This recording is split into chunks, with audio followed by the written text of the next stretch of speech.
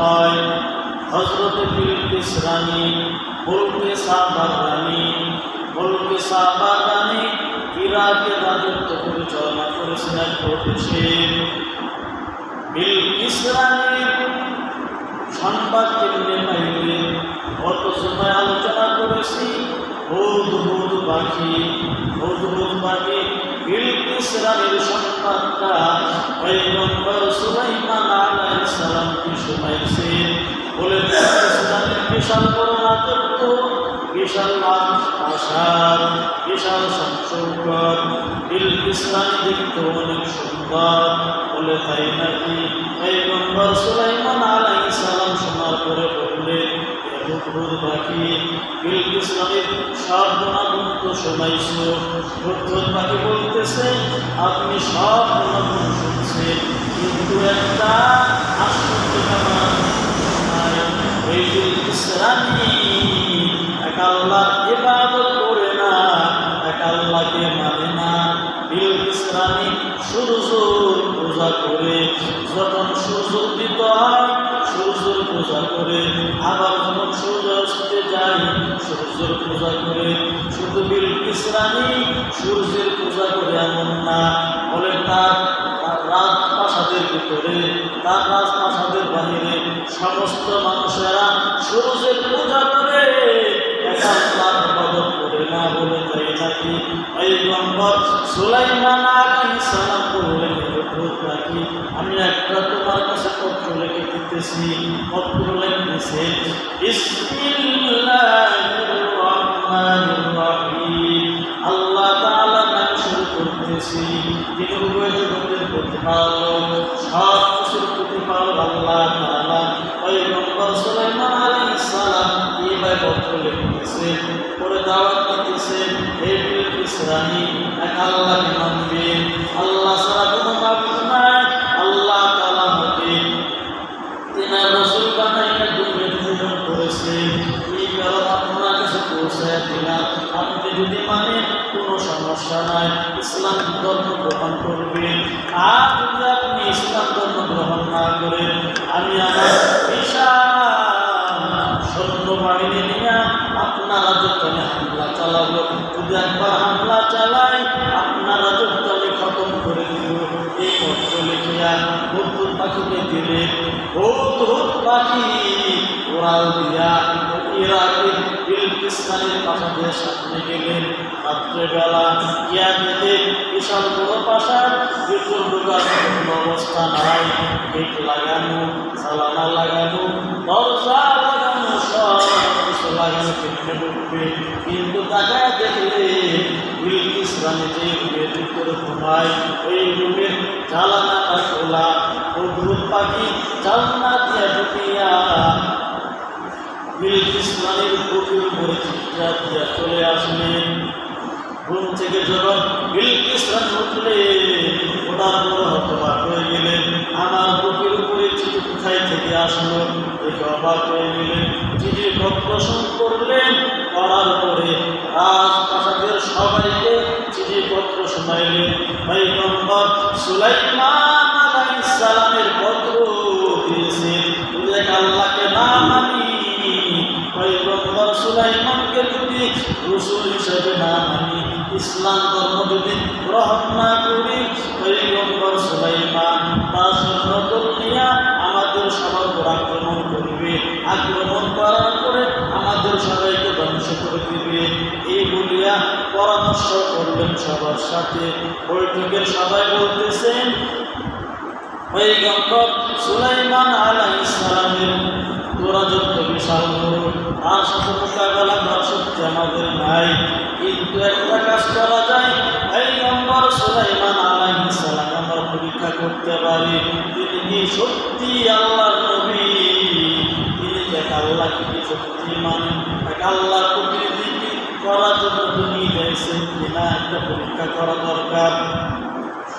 এই বলিয়া বিলকিস রানী অনেকগুলো স্বর্ণ একত্র করে একটা খাঁচার মধ্যে রাখলেন। খাঁচাটা স্বর্ণের, হীরা মণি মুক্তাও রাখলেন খাঁচার ভিতরে। উটগুলো সব হলো স্বর্ণের। কিছু লোককে দুধকে বললে তোমরা এই স্বর্ণের খাঁচাগুলো নিয়া, স্বর্ণের হীরাগুলো নিয়া পয়গম্বর সুলাইমান আলাইহিস সালামের দরবারে যাবা, দরবারে গিয়ে তিনারে দেবা। যদি তিনি এই হাদিয়া গ্রহণ করেন তাহলে তিনি সত্য নবী না মিথ্যা নবী, আর যদি হাদিয়া ফিরাইয়া দেয় বুঝবা তিনি সত্য নবী। এই যুগের সিদ্ধান্ত হলো বিলকিস রানী তার মন্ত্রীদের মধ্যে থেকে কিছু মন্ত্রীদের উপর দিয়া পয়গম্বর সুলাইমান আলাইহিস সালামের দেশে পাঠালেন। ওখানে আসার পরে এনারা দেখলেন বলে আমাদের রানী বিলকিসের কি সিংহাসন, এরা চাইতো সব সিংহাসন রাজপ্রাসাদ সব কিছু পয়গম্বর সুলাইমান আলাইহিস সালাম স্বর্ণ দিয়ে নির্মাণ করেছে, সব স্বর্ণ দিয়ে নির্মাণ করেছে।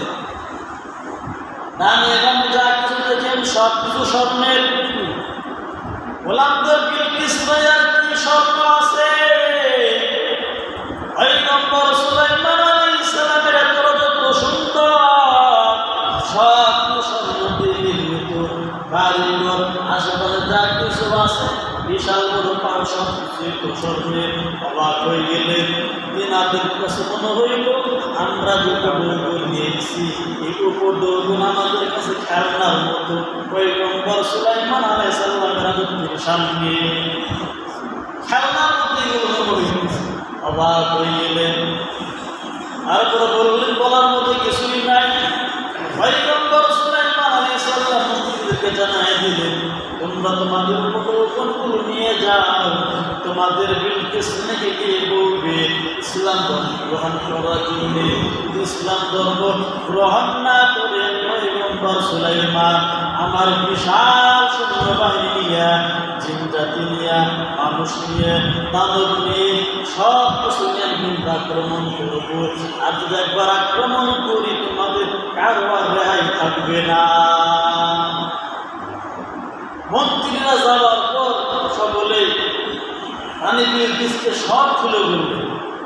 রানী বিলকিস শোনার পর হতবাক হয়ে গেলেন। তাহলে পয়গম্বর সুলাইমান আলাইহিস সালামের কাছে আমাদের যাওয়া দরকার, সব কিছু দেখা দরকার। সকলে পরামর্শ করলেন যে তিনার দরবারে রওনা হবেন। দিক দিয়ে রওনা হইবেন সবচেয়ে বলছে তো সময় কম। পয়গম্বর সুলাইমান আলাইহিস সালাম বুধ পাখি আবার পাঠাইলেন। দেখো তাদের অবস্থা। বুধ পাখি চাইতে দেখলেন বিলকিস রানী তার দলবল সৈন্য নিয়ে রওনা হয়েছে পয়গম্বর সুলাইমান আলাইহিস সালামের দরবারে। দেখা মাত্রই বুধ পাখি দৌড়ায় চলে আসে পয়গম্বর সুলাইমান আলাইহিস সালামের কাছে। পয়গম্বর সুলাইমান আলাইহিস সালাম সংবাদ শোনার পরে বলতেছেন আমি যে সিংহাসনের ভিতরে বসা রানী বিলকিস আমার দরবার আসবেন, আসার পরে কোথায় বসবেন তারও সিংহাসন লাগবে। সেও একটা রাজ্যের রাজা রানী, তারও সিংহাসন লাগবে। এইভাবে চিন্তা করবেন কি করা যায়। পয়গম্বর সুলাইমান আলাইহিস সালাম বললেন রানী বিলকিস যে সিংহাসনে বসতেন সেই সিংহাসনটাকে দ্রুত গতিতে নিয়ে আসতে পারবে। জায়গায় জিনেরা ছিল, অনেক দানব ছিল, মানব ছিল। জিনদের মধ্যে একদিন বলতেছে আমি মাত্র 2-3 ঘন্টার মধ্যে রানী বিলকিসের সিংহাসনটা নিয়ে দিব। পয়গম্বর সুলাইমান আলাইহিস সালাম বললেন না না 2-3 ঘন্টা হবে না, আরো দ্রুত গতিতে নিয়ে আসা লাগবে।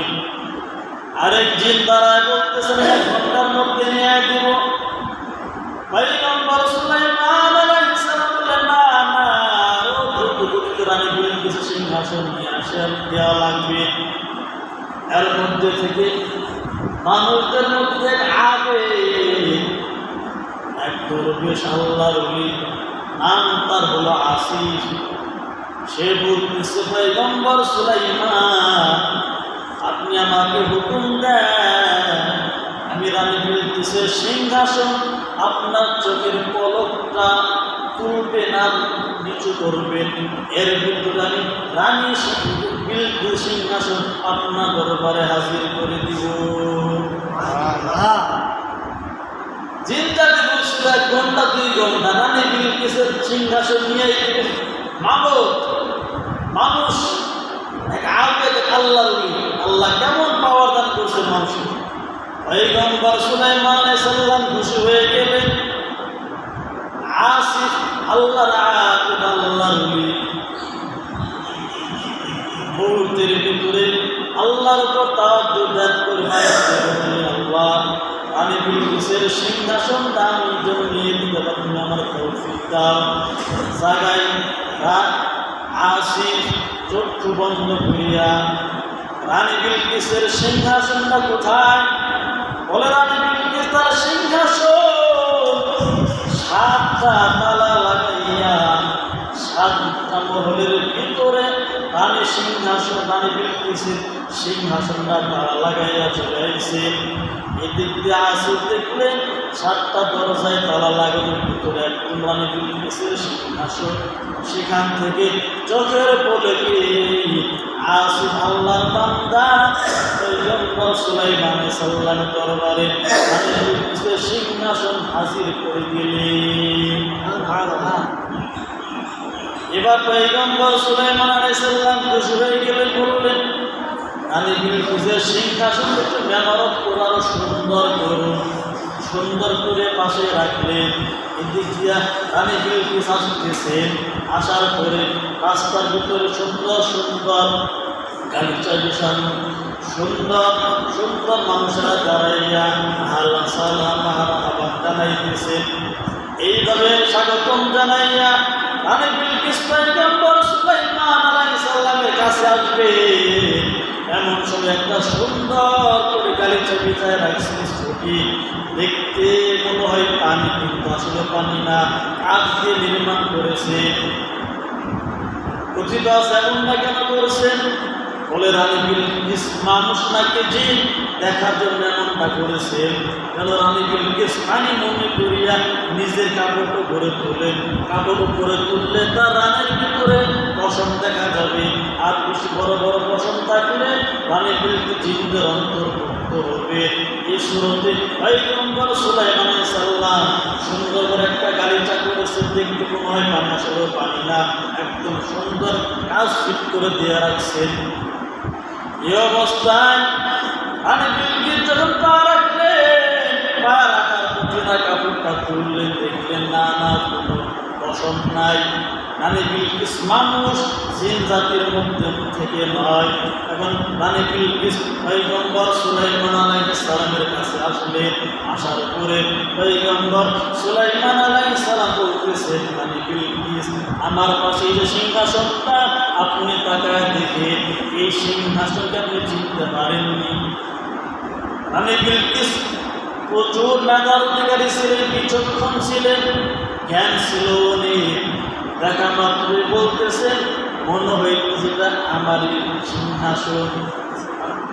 পয়গম্বর সুলাইমান আপনার সিংহাসন। রানী বিলকিসের বুঝতে কি হলো, সত্যি আল্লাহর পয়গম্বর। আল্লাহ পয়গম্বর সুলাইমান আলাইহিস সালামকে এত পাওয়ার, এত ক্ষমতা দান করেছে, দুনিয়ার কাউকে এত ক্ষমতার পাওয়ার দেন নাই। অবাক দৃশ্য দেখার পরে রানী বিলকিস আর মনটা নরম হয়ে গেল। সুন্দর দৃশ্য দেখার পরে আরো শীতল হয়ে গেলেন, নরম হয়ে গেলেন। এখন নিজের ভুল বুঝতে পারতেছে যে আমি তো যে ধর্ম ছিলাম না, ধর্ম সত্য না। আমি সূর্যের পূজা করতাম, সূর্যের পূজা শেষে সূর্য মাবুদ না, সে মাখলুক, ঠিক কিনা? দুনিয়ার সব কিছু মাখলুক, আল্লাহ খালেক। পয়গম্বর সুলাইমান আলাইহিস সালাম রানী বিলকিসকে বললেন, এক আল্লাহর উপর ঈমান গ্রহণ করুন, ঈমান আনয়ন করুন। আল্লাহ পাকের কথাটাও কোরআন শরীফে বলে দিয়েছেন, রব্বি ইন্নী যালামতু নাফসি। রানী বিলকিস বলতেছে, আমি আমার নিজের উপর জুলুম করেছি, বিচার করেছি। ওয়া আসলামতু মা সুলাইমানা লিল্লাহি রাব্বিল আলামিন। ওয়া আসলামতু রানী বিলকিস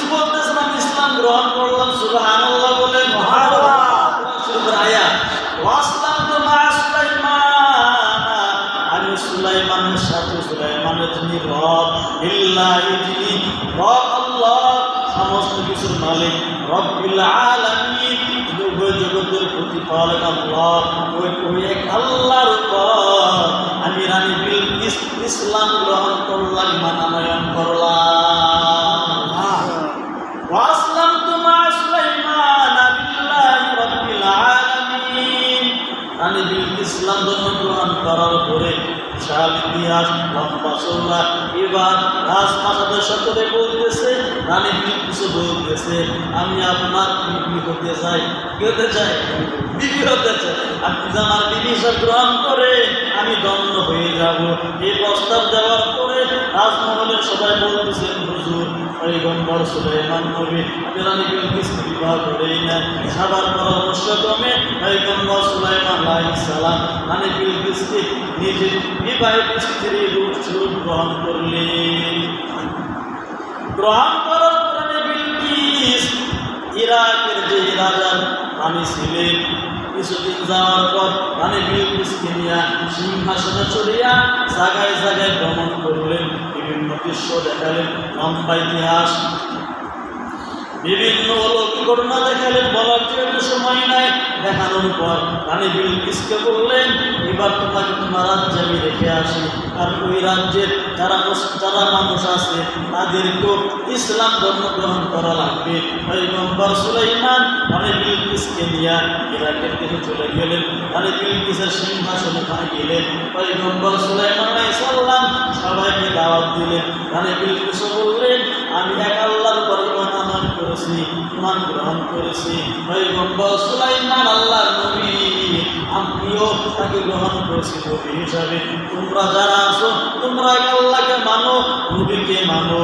এরকম ভাবে আমার কওমে যত মানুষ আছে সবাইকে দাওয়াত দিয়েছি, সবাই আল্লাহর উপর ঈমান আনয়ন করো। দাওয়াত গ্রহণ করিয়া সবাই জায়গায় মুসলমান হয়ে গেলেন। বিশাল বড় দিনে খেদমত হয়ে গেল। হুদ পাখির খেদমত। রানী বিলকিসে সংবাদটা পয়গম্বর সুলাইমান আলাইহিস সালামকে দেওয়ার কারণে বিশাল মানুষ যারা জাহান্নামের রাস্তায় চলতেছিল, হুদ পাখির সংবাদ সুলাইমান আলাইহিস সালামের কানে আসার কারণে, সুলাইমান আলাইহিস সালাম তাদেরকে দাওয়াত দেওয়ার কারণে সবাই যেহেতু জান্নাতের মেহমান হয়েছে, এজন্য আল্লাহ পাক খুশি হইয়া হুদ পাখির নামে একটা সূরা নাযিল করে দিয়েছে। আপনি আমি দিনের জন্য খেদমত করি, আল্লাহ পাক আপনার আমার প্রতি খুশি হইয়া আপনার আমার নামটা জান্নাতের খাতায় লিখে দিবে। ইতিহাস হয়ে থাকে মৃত্যু পর্যন্ত। আসক্ত নামাজ পড়বেন, নবীর সুন্নাত তরিকায় চলবেন, ওলামায়ে কেরামকে মহব্বত করবেন, এনাদের কথা মানবেন। আপনার মরার পরেও মানুষ বলবে মানুষটা আসক্ত নামাজ পড়তো, ওলামায়ে কেরামকে মহব্বত করতো, এনাদের কথা মান্য করিয়া চলতো। আপনি ইন্তেকালের পরও মানুষ আপনার নাম সব মানুষই স্মরণ করবে। ঠিক নেই? আর যদি এতটুকু না করেন, কোন মানুষটা ছিল বেনামাজি, বিড়ি খাইতো, সিগারেট খাইতো, গাঞ্জা খাইতো, ওলামায়ে কেরামের কথা মানতো না, ঝগড়া করতো, বিভিন্নভাবে গালমন্দ করতো, হিংসা করতো, মারামারি করতো, বদনামের শেষ নাই। বলে মানুষ ইন্তেকালের পর আপনার আমার বদনাম করবে, আমরা কেউ চাই না বদনামের ভাগীদার হতে। এজন্য কবি বলেন, এমন জীবন কইয়া গঠন, মরণে হাসিবে তুমি, কাঁদিবে ভুবন। আপনার আমার সবার এমন জীবন গঠন করা লাগবে, আমাদের ইন্তেকালের পর সবাই যেন দোয়া করে, আফসোস করায় মানুষটা ভালো ছিল, এই মুরব্বী ভালো ছিল, এই যুবক ভালো ছিল, বড়ই ভালো ছিল, মুসলিমের জন্য তিনার জন্য কান্না কেটে দোয়া করে। আপনার কোনো হুজুরের ন্যাক মতো থাকে, আমার এই মুসল্লিরা সবচেয়ে ভালো ছিল, আমার সভাপতি সাহেব, আমার কমিটিবৃন্দ, আমার মুসল্লি, আমার যুবক, তারা খুব ভালো ছিল। ওলামায়ে কেরামের নজরে ভালো, রসুলের নজরে ভালো, আল্লাহর নজরে আপনি ভালো। সুবহানাল্লাহ। আল্লাহ আমাদের সবাইকে এমন আমলওয়ালা জীবন, ঈমানওয়ালা জীবন গঠন করে দুনিয়া থেকে যাওয়ার তৌফিক দান করে। সবাই বলেন আমিন। আলহামদুলিল্লাহি রাব্বিল আলামিন। ওয়া মা আলাইনা ইল্লাল বালাগ। যারা সুন্নাত পরিচর্যা করে সুন্নাত করে।